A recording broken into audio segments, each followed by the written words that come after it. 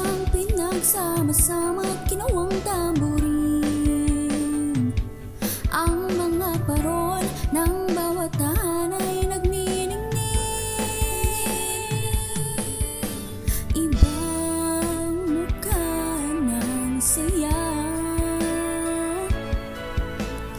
himig ng Pasko'y nadarama ko na.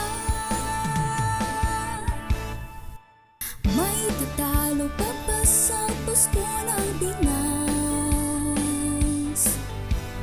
Ang kaligayahan nating walang kupas, di alintana kung walang pera.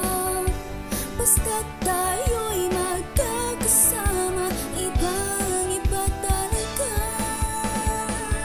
ang Pasko ng Pinas.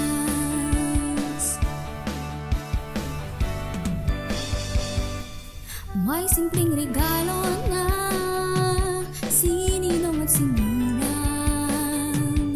para sa inaanak na nag-aabang.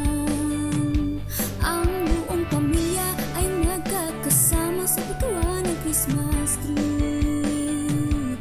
Ayan ang barkada, ikaw ay niyayaya para magsimba ang gabi. Ibang mukha ng saya, himig ng Pasko, nadarama ko na. May tatalo pa ba sa Pasko ng Pinas? Ang kaligayahan nating walang kupas, di alintana kung walang pera. Basta't tayo'y magkakasama, ibang-iba talaga ang Pasko sa Pinas.